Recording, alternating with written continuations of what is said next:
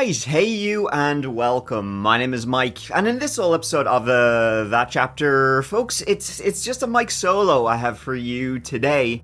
Keith will be back soon. He'll probably be back in the very next episode and the ones after that going on forward. One of the reasons there's been a little bit more Mike solo episodes of late is that, man, well, scheduling and being busy, it's a bitch. It's a bitch, isn't it, folks? You know, so, like, I've been traveling a lot, visiting family and stuff like that, and I'm traveling over the holiday season, too, and so it's very hard. And then, you know, it's also so many obligations, so it's kind of been hard to kind of schedule with Keith when we can actually sit down and record a podcast. So that's why there's been a little bit more Mike-only ones of late. But you know what? I'm very excited for the new year. We get some big plans for the new year. Going to be a lot more Keith episodes, a lot more of your listener tales. They're actually some of my favorite episodes to record, is the listener stories, and I wanted it to be a bit more consistent because I think we mentioned before we have like 180 pages of listener stories in, and you guys keep sending in emails. Please keep sending them in, by the way. mikeohhello, mikeohhello at gmail.com. Please keep sending in your stories. They're absolutely fantastic. We love going through them. They're so much fun to do. So you know what? Anything spooky ever happened to you? Anything scary? It can be ghostly, unknown, you know, UFOs, killers, whatever it is. Anything scary and spooky that you think is a good story to tell on the podcast, become a part of the That Chapter podcast. Send it in to that email address, and the email address is linked in the description. And you know what? We'll read it out. Sure, why not? And we'll hopefully make them a bit more regular, you know, at least maybe once a month, hopefully even more often than that. That would be awesome. So, excited for that, excited for 2025. How about you guys? You know, you guys excited for New Year? Meh, maybe. Maybe no. I mean, I honestly think we peaked. The world peaked probably about, like, maybe 5 years, you know, like 2018. Things have kind of been slowly going downhill for then. But you know what? I hope that year 2025, 2025, if you can believe it. Wow, we are living in the future, folks. Let's get real. Where are the flying cars? That's what I want to know. But I hope 2025 brings you everything you've ever dreamed of and more. Invisibility. Maybe it'll give you wings. Stop time. In this economy? Who knows? Who knows what the future holds for each and every one of us, so whatever your wildest dreams are, I hope you get them. But now, as it is, well, I mean, this is going live on Monday, the day before New Year's Eve, so this is the last episode of this year. Thank you so much for the support since the That Chapter podcast is going on, like, what, 2 years? Pretty crazy. Man, makes me feel old. Alright, so let's get into today's episode, folks. Hope you enjoy it. I mean, I always think it's weird to say I hope you enjoy it, and I say at the end of videos too, but it's like, I mean, the stories are pretty dark. It's kind of hard to enjoy them. Find them interesting, I guess, maybe is a better way of saying it, without trying to be, you know, disrespectful to the real people involved in these stories. Find it interesting. I hope you find it interesting. Alright, folks, let's give it a go. So today we are going back 47 years to take a look at one of Oklahoma's most notorious cases. As of today, I mean 2025 at this point, the case is officially listed as unsolved. In fact, it's the only unsolved homicides in the Mays County Sheriff's jurisdiction. But that unsolved comes with a big old asterisk. On June 12, 1977, just under 140 Girl Scouts arrived at Camp Scott from Tulsa for a 2-week-long camping trip. Camp Scott had belonged to and had been maintained by the Magic Empire Council of Girl Scouts since 1928. What a name, Magic Empire Council of Girls. It's very Disney-esque, isn't it? As with every year, some of the kids attending had visited before, but for others though, this would not only be their first time at Camp Scott, it was their first time they had stepped anywhere away from home. The camp was split up into sections, each named after a different indigenous American tribe, and each containing 8 tents, plus one more that housed the counselors, so 8 tents for the girls and then one for the counselor in every section. While most of the tents housed 4 girls per tent, tent number 8 had only 3 girls in it, as one of the girls who would have been there, she didn't actually end up showing up to the camp. She couldn't make it. At only 8 years old, Lori Farmer from Tulsa, Oklahoma, was not only the youngest child in the Kiowa area of Camp Scott, but the youngest child in the whole of the camp in 1977. She was actually looking forward to celebrating her 9th birthday a week into her stay at Camp Scott, which would be on June 19th. Laurie's folks, Sherry and Dr. Charles Farmer, were used to their eldest daughter excelling in everything she did. Laurie had actually skipped second grade completely after scoring a 130 on her IQ test, so she was far from being new to, being surrounded by older girls. Laurie's decision to attend the Girl Scout camp had been a last-minute decision. Laurie had the option to go to either Camp Scott or another summer camp arranged and run by the YMCA. It was her mother who ultimately influenced her to choose Camp Scott, a fateful decision that Sherry Farmer would struggle with for decades to come.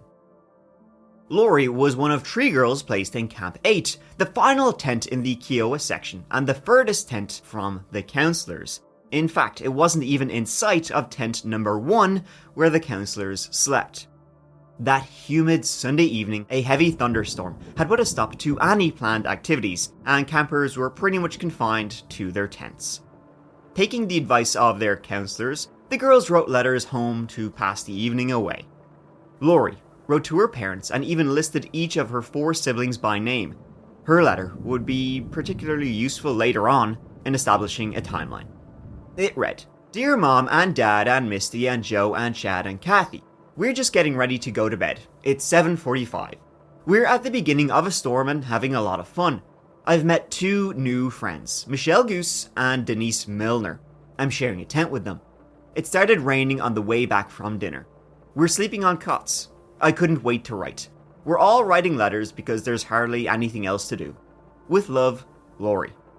The tent mates mentioned in Laurie's letter were 9-year-old Michelle Goose and 10-year-old Doris Milner. Sporty Michelle from Broken Arrow, Oklahoma, had been looking forward to the camp all year. Michelle settled in and got chatting with other campers.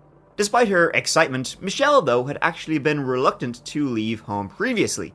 See, she had a green thumb and had been growing some African violets, which she was very proud of. Her mom, in fact, had to reassure young Michelle several times over that she'd be sure to look after them until Michelle got home from camp.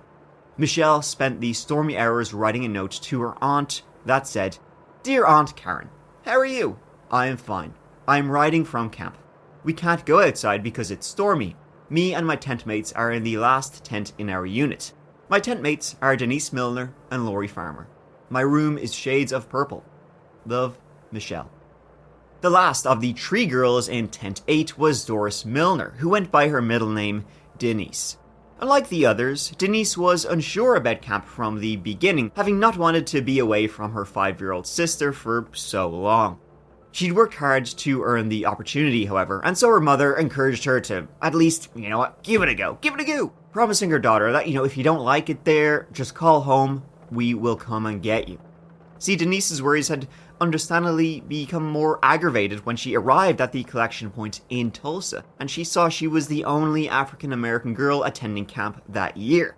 A kind counselor had spotted Denise and made an effort to reassure her that everything was fine and basically reiterated her own mother's words. Give it a night, and if you're unhappy, we'll take you to the phone, call your folks, they'll come get you. Despite making friends quickly, judging by her letter, Denise was planning on leaving the very next day. She wrote, "I don't like camp. It's awful. The first day it rained. I have 3 new friends named Glenda, Laurie, and Michelle. Michelle and Laurie are my roommates. Mom, I don't want to stay at camp for 2 weeks. I want to come home and see Cassie and everybody." Unfortunately, though, it would be on the very first night at camp that things would, take a horrific turn. Shortly after writing those letters, the tents went silent. Save for a few overexcited girls giggling now and then, within a couple of hours the thunder died down and the campers were sleeping soundly. At 6 a.m. on Monday, July 13th, one of the counselors responsible for the Kiowa section, Carla Willie Height, made sure to rise early. There was limited hot water at the site, and Carla wanted to be sure not to miss it and make sure she had her hot scrub. On her way to the showers, leaving the semicircle tent formation though, Carla's eyes were drawn to a bundled up sleeping bag lying on the road. She thought it probably fell off a truck as it passed through, but to be sure, she had a closer look. Carla didn't need to get all that close to realize that it was indeed a sleeping bag she'd seen, and next to it was a child who appeared to be sleeping. The teenager froze as it dawned on her that the girl wasn't just sleeping. Worse yet, she could now see 2 more sleeping bags, each containing the distinct outline of a small child inside. Carla immediately ran back to her tent and woke up her fellow Kiowa section counsellor, Dee Ann Elder. After quickly bringing Dee up to date, the two went tent to tent, performing a headcount of the girls in their section. Up until they got to the last tent, Tent 8, everyone had been present and accounted for. Tent 8, however, was a very different story. They didn't even need to enter to know something was very, very wrong. Carla spotted blood. A quick look inside revealed the tent to be empty. Panic set in fast, but the girls managed to gather themselves, and while Dee remained with the other kids to watch over them, Carla went to get help. With no one yet knowing the true extent of the horror, camp director Barbara Day called 911, having been filled in by Carla Willie Height, and reported the gruesome discovery. A lone police officer who was nearby temporarily secured the immediate crime scene and was soon joined by deputies and state police. When responding deputies arrived, Denise was the first to be found. Next was Lori, and finally, Michelle. So I'm going to refrain from going too in-depth. These were young girls, but needless to say, the scene was grim and the deaths of the 3 children were depressingly brutal. Denise was later ruled to have been killed via strangulation, while Michelle and Lori were bludgeoned to death, and all 3 had been sexually assaulted. Both black electrical tape and rope were found at the scene and had been used to restrain the girls. Blood spatter analysis revealed Lori and Michelle were more than likely killed in the tent and moved afterwards. Denise, though, was last to be killed and had been either carried or forced to walk to the location where the girls' bodies were later discovered. Also discovered was a red 6-volt flashlight, complete with a distinct bodged-together customization, having had black plastic with a pinhole in it wrapped over, the glass lamp of the flashlight, secured in place with masking tape. Clearly done to, dull the brightness of the torch so that it wouldn't be, immediately visible to anybody. Oh, hey, there's somebody using a flashlight over there.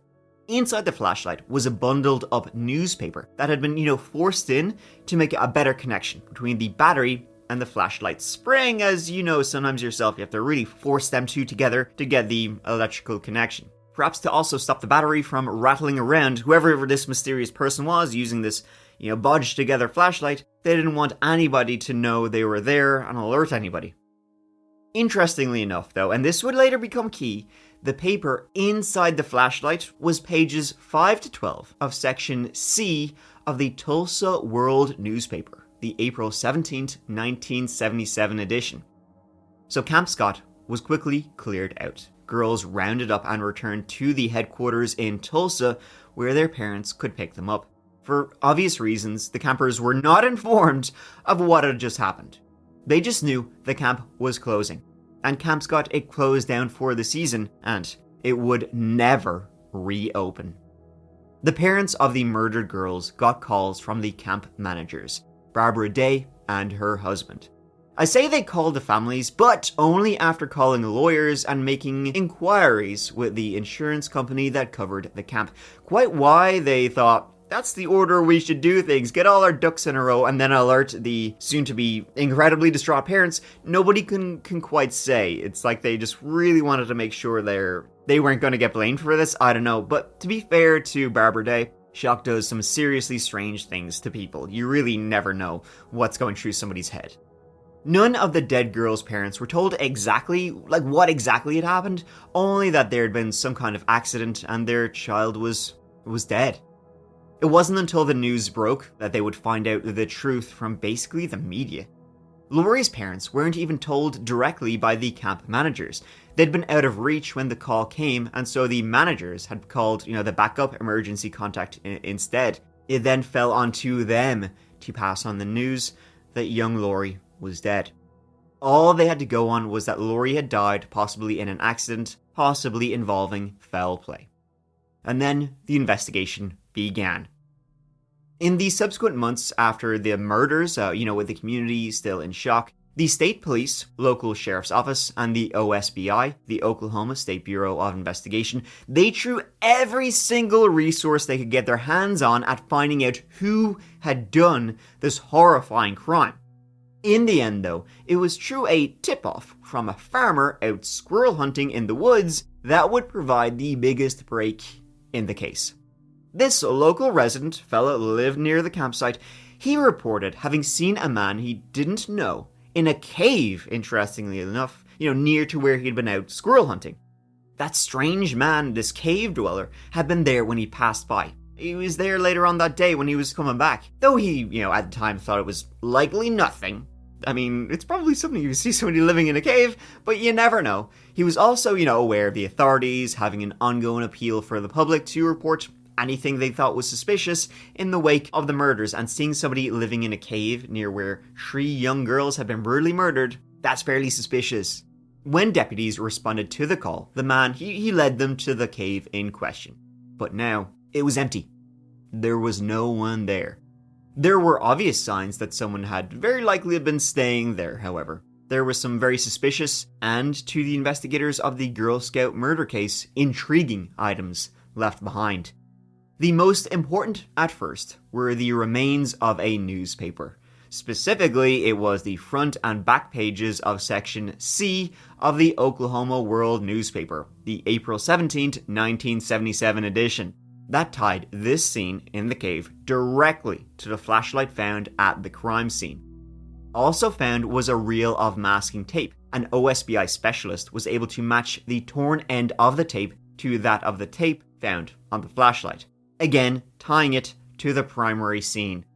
Officers also found a pair of sunglasses, women's sunglasses, in a tannish case, the same type that a camp counselor had reported as being missing, presumably stolen, from Camp Scott. They were far from the only thing missing, as the investigation quickly revealed several odd things had happened around the camp in the run-up to the killings. The camp had been active before the Girl Scouts had arrived. See, some of the things that went missing around the camp were, well, not least of which was several pairs of women's glasses going missing. Some would be found discarded around the area, others wouldn't be found at all. And this led detectives to speculate that someone had been trying on pairs, hoping to find the correct lenses until they eventually got lucky. Why they were always women's glasses is unknown, probably just more women counselors there than male ones. Other things, however, that went missing were, well, sort of odd things, stuff like socks. I guess, if you're living in a cave, stuff you might need. Then, one day, a box of donuts was discovered to have been emptied, and a note left in its place. Unfortunately, the note had been dismissed as a prank at the time and had been thrown out, so when it came to reporting it to the police, they had to basically try and recall what it said from memory. It read something like this: "We are on a mission to kill 4 girls in one tent." Wow, that's a real funny prank. We're on a mission to kill 4. I mean, who would read that and say, classic joke. Reports on the exact wording, they did vary wildly, but it was definitely something threatening to kill girls, young girls in one tent. In fact, the whole thing is, we're on a mission to kill 4 girls in one tent. In most tents, there were 4 girls. It just happened to be in tent 8. There was only 3 girls, because one of the girls never showed up. But at the time, there was simply no reason to keep that note. Something that may have been quite telling were a few cigarette butts scattered around in the cave. The filters were snapped off, which according to one detective indicated to him it was a Native American man who had been there, tobacco being a part of Indigenous Americans' ceremonial medicine practices, and the filters, they put a barrier between the smoker and the herb. The most important find in the cave, though, turned out to be 2 black and white photographs of a young woman, clearly done up for some reason. The photographs were made public, along with an appeal for anyone who recognized the photographs or the woman in the photographs to get in touch with the OSBI. They got a quicker response than expected, but it wasn't so much the woman in the photos, or even the person who took the photos, that was important. Rather, it was the man who had developed the photos. See, one of the programs available to prisoners at Granite State Penitentiary at the time, which is a 4-hour drive from the camp on the other side of Oklahoma, well, the program the prisoners could do was photography and darkroom work. The photos in question had been developed on behalf of a prison guard by a prisoner in the penitentiary. Born in Claremont, Oklahoma in 1943, Gene Hart was proud of his indigenous roots, and the Cherokee community, somewhat controversially, were proud of him too. See, Gene Hart had been a former high school football star and a local celebrity. Friday Night Lights over here. Then, however, in June 1966, 22-year-old Gene Hart kidnapped 2 pregnant women from the parking lot of a Tulsa nightclub. He did the unspeakable, but I guess I gotta speak about it. He proceeded to drive around with the 2 women in his car, during which time he would alternately switch between the 2, assaulting one and forcing the other into the back or the trunk of the car. When he was done with them, having raped both several times and assaulted them both several times, he bound them, wrapped their faces with tape, before leaving the 2 women and their unborn children to die. It was only by the women's own pure will to survive that they were able to break free and get to safety very bravely, and they reported the attack soon after. Gene Hart was taken into custody, arrested, charged, and ultimately convicted of the attacks. So much for frickin' Friday Night Lights Tim Riggins over here. What's utterly bizarre to anyone with more though than half a functioning brain cell is Hart's appallingly light sentence. You wanna know how much he got? I'll tell you folks, 28 months in jail! Sure, why not? Pretty crazy sentence for such a horrifying crime, but I guess that's what, being a high school football star, folks, golden boy over here. The next time he was in court though, he didn't land himself such a lenient judge. See, in 1971, while still on parole for the double kidnap and rape, Hart was arrested and charged with multiple counts of first and second degree burglary. The fact that he was on parole, it did not bode well, and the judge well and truly threw the book, the kitchen sink, and everything else at Hart. I mean, this is kind of odd because it's like, if you thought the first time for the horrific crime he got was like nothing, 28 months, he was out in a blink of an eye. The second time, oh boy, he was, it was like overkill. He was sentenced to a combined 308 years in prison. Basically, he was pretty fucked. 308 years in prison. He's not going to get out till the year 2285. Wow. So yeah, he unless he's got a time travel device, he'll be waiting a while. So, you might be wondering, I hear you barking, big dog. How in the hell could this man rotting in prison possibly be in the frame for the Girl Scout murders? Well, guess what? Gene Hart had added a new charge to his sheet. Escaping prison. He managed to escape prison in 1973, less than 3 years into his 308-year sentence. Only, 305 years to go. I guess he was like, well, I'm not waiting around for that. Larry Dry, the man who had escaped alongside Gene Hart on his second, more successful attempt, because this wasn't his first attempt, he later told police that himself and Hart had used plastic taped over flashlight to sneak around and not be seen by the guards. He'd also said that he'd seen Hart steal several different pairs of glasses while they were together. As a result of the escape, Gene Hart had not only notched up the charges that he would be facing, although, I suppose if you've already got 305 years left in prison, what more can you really do to him? But the thing was, he'd also made himself a mortal enemy, his arch nemesis, 57-year-old Sheriff Pete Weaver. Pete Weaver's distaste for Gene Hart was likely because, as I said, this wasn't the first time Gene Hart had escaped custody. Literally a week before he made his, final escape, hacksaw his way to freedom, disappear into caves, Hart and his cellmate managed to escape and were only caught when they tried to make coffee while hiding in a block next to the sheriff's office, and the smoke leaving the window had caused a false fire alarm, leading to the 2 fugitives. But what an escape. He actually gets out of his cell, still in the prison, decides to make coffee before he leaves. He was really taking his time. But now he was out, and had been out for 4 years, perhaps living in a cave the entire time. Sheriff Pete Weaver was alleged to have had Hart pegged for the crime right from the news of the bodies being found. The 3 bodies, in the Girl Scout camp. Sheriff Pete Weaver was like, I knew who it is. It's that rat bastard Gene Hart who's been, on the run for 4 years. His apparent eagerness to nail Hart and bring him in for the murders, it also ended up causing quite a bit of issues for the investigation going forward. There was allegations of racial bias due to Gene Hart's native heritage. No matter how heinous the crime Hart was accused of, it seemed the community just weren't always, going to believe it. This guy, he's a high school football star. He would never do a thing like that. Once the connection between the fugitive and the Camp Scott killings had been made, which was the photographs that Gene Hart had developed while he had been in prison, and also stuff like using the flashlight, his other, escapee, noticing Hart liked to steal glasses, that sort of thing, the OSBI, state police, and sheriffs combined once again to launch what was at that point the largest manhunt in Oklahoma's existence as a state. It lasted a little over 10 months. Hart's eventual capture and return to custody came when police lent on members of the local community.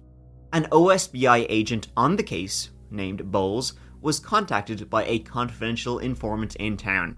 They told him that a Cherokee medicine man was housing Gene Hart at his home in Cookson Hills, a location not far at all from Camp Scott.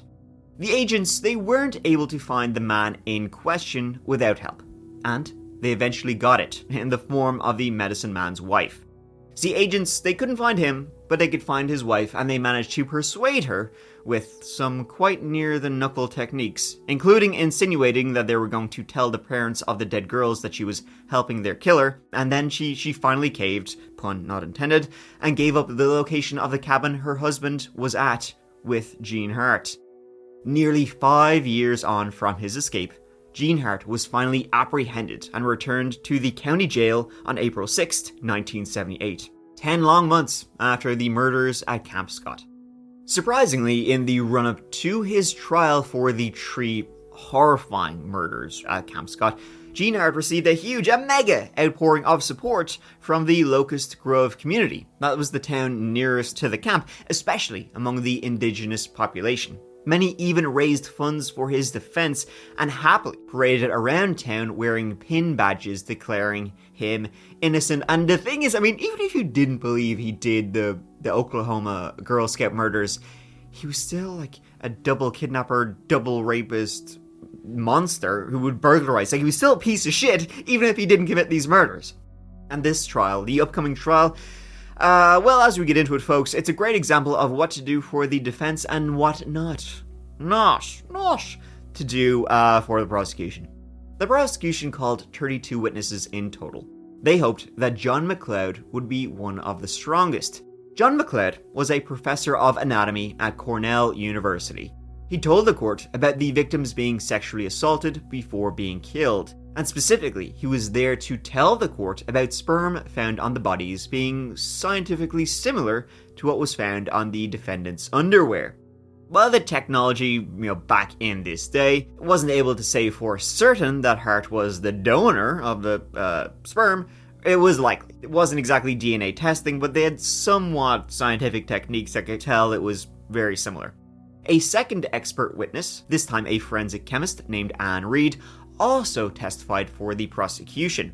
Miss Reed told the court about the hair samples found at the murder scene. Again, in her opinion, they either came from Mr. Hart or someone who has microscopically similar hair to Mr. Hart. Basically speaking, she was as sure as she could be with the technology at the time. So in the face of scientific adversity, the defense team certainly did their best throughout to throw some reasonable doubt that Gene Hart had done this, basically doing everything they could to muddy the waters. But it wasn't until the third week of his trial that Gene Hart was basically said he's not the only suspect, as the defense pulled a reverse Uno card out of their arse.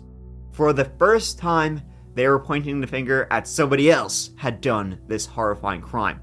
Gene Hart's chief defense attorney, Garvin Isaacs, did his best to lay the blame at the feet of a future convicted rapist named Bill Stevens. Bill Stevens was in jail at the time for rape, but he hadn't been convicted yet. The accusations against this Bill Stevens character, they rested mainly on the testimony of a waitress named Dean Boyd. She alleged that she'd been working at the Midway Cafe in Choctaw, just 12 miles from Camp Scott, and had seen Bill Stevens there the day of the killings.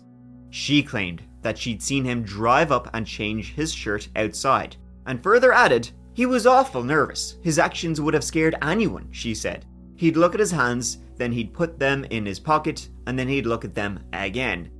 Locally, Bill Stevens was known as Wild Bill. Clearly, the man had a bad reputation, and he would be convicted to certify that bad reputation.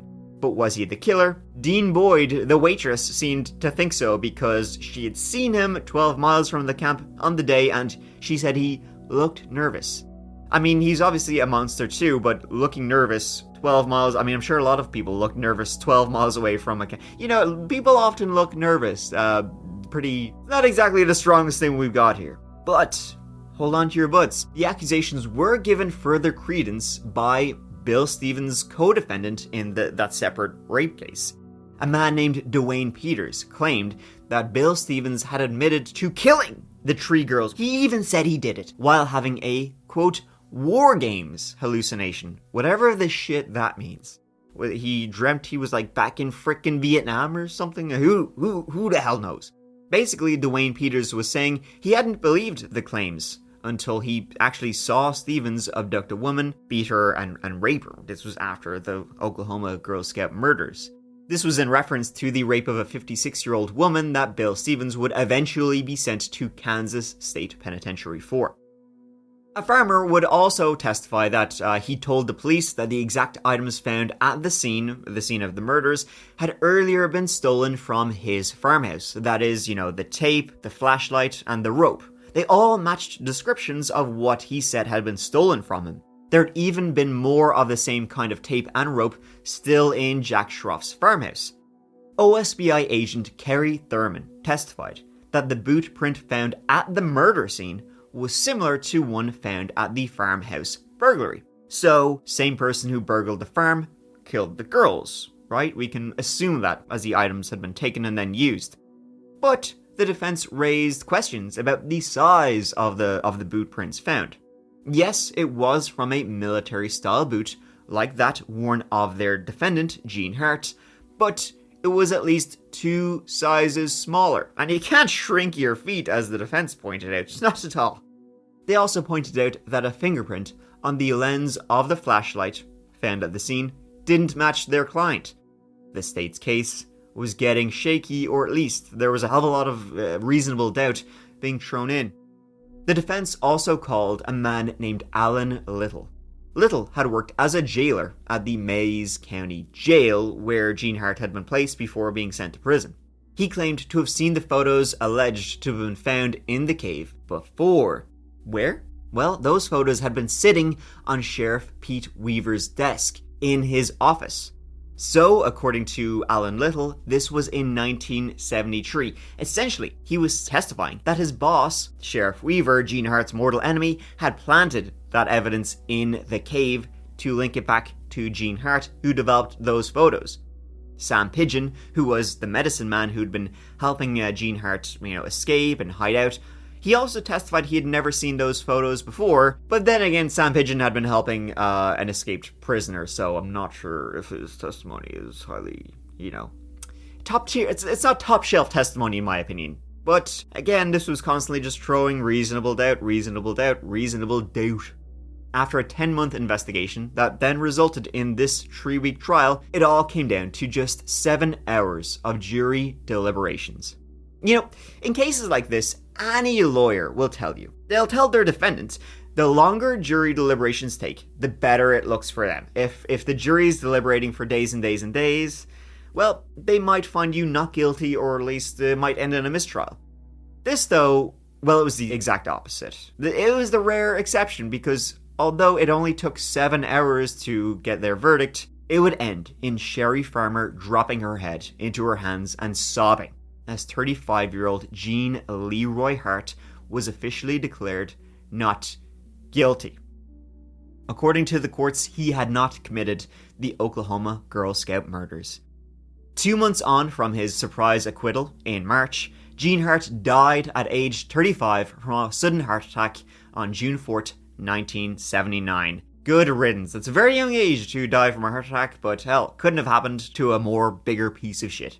It just so happened also to be the 13th anniversary of the day Hart committed the double rape that actually landed him in prison, so there's got to be some kind of poetic justice right there. He apparently died in the exercise yard at Oklahoma State Penitentiary after lifting weights. You kind of hope that he had been lifting it, had a heart attack, and one of the weights came down and crushed his skull. A year on from the failed trial and Jean Hart's death, one of the jurors, a Leela Ramsey, she said, well, her quote was, "None of us knew whether Jean Hart did it or not. There were just too many loose ends, too many things that didn't add up. We were shocked that they didn't have more evidence than they had." And what of the other potential suspect, Bill Stevens? Well, he would eventually be stabbed to death in the Kansas State Penitentiary in July 1984 at age 27. But it also turned out that the person the defense were trying to say could also have done it, he was never suspected at all. See, Bill Stevens, it turned out he had an alibi all along. He'd been working in Seminole at the time. Further, Dwayne Peters, the person who was saying, oh, he confessed to me, he'd been in a war games state of mind, he had admitted he had made all that up. The war games, his confession, everything. Dwayne Peters' girlfriend at the time, Joyce Payne, had been feeding him information on the case in the hopes it would get Dwayne Peters a lesser sentence. Joyce Payne and her son, Larry Short, eventually faced perjury charges, which ultimately landed her in prison for 6 months. So, what the hell happened in the Oklahoma Girl Scout murders? Well, honestly, I think it's very, very likely that Jean Hart probably did it. The defense did a fantastic job of throwing reasonable doubt, picking away at every little thing. Basically, though, it seems likely that even though there's so much reasonable doubt, it seems also very likely that the investigation framed him for a crime he did actually commit, because they didn't have enough on him, which ended up just backfiring completely when it came time to trial, because the defense could poke holes in every single thing. If they didn't try and frame him for a crime he actually committed, he might have been convicted for it. And it was also simply compounded by the forensic evidence of the day just being very, very new. It was still in its infancy at the time. If they had the same evidence today, maybe it would be a very different story. But Jean Hart, he seems like the kind of guy who would do what was done. This case is still, to this day, unsolved. The families of these slain girls, they did seek a civil suit judgment for a total of $5 million against the corporation that was running the camp. This was in 1985, 8 years after the murders. The suit alleged that necessary safety precautions were not taken, many of which were quite simple and might have saved the children's lives. Despite experts testifying on their behalf, the suit, however, was unsuccessful, and the Tulsa District Court ruled in favor of the Magic Empire Council. The final major update in the case came in July of 1989, when technicians used the more advanced DNA testing, but they found the results inconclusive. In the years since, further testing has been attempted, notably in 2002, but big booty, by this stage the samples were found to be too degraded to be tested. So, we will never truly know if Jean Hart committed the Oklahoma Girl Scout murders. But, wink wink, he likely did it. I mean, there's nothing really else you can say. But it's a horrific case of, the first day into this trip, the worst thing that could ever happen, it happened. And there you have it, folks. That is the story of the Oklahoma Girl Scout murders. Thank you so much for listening. I hope you, as I said at the top, found this story interesting. At the very least, it's a real tragic case. So yeah, next week, Dirty Keith, he will be back. I will force him into submission and beat him around the head until he returns to the podcast. So look forward to that. Look forward to more weird stories. We got more cases, murder cases, unsolved cases, historical cases, weird, witchy. Okay, I shouldn't use the word witchy because I think I might throw up if I have to talk about more witches with Keith. But you know how it is. More weird stuff. So look forward to that. You know what I want to do? Cryptids. Let's get back to that soon too. It's always so much fun. And most of all, more listener stories. I can't wait to get back to your tales. So please give it a go wherever you get your podcasts, with a new episode out every single Monday morning. And that'll do it. All right. Thank you all. I hope you have a wonderful New Year's Eve, New Year's Day, and start to 2025. But until I see it next year, please take care of each other. Please take care of yourselves. Because I love you. Mike out.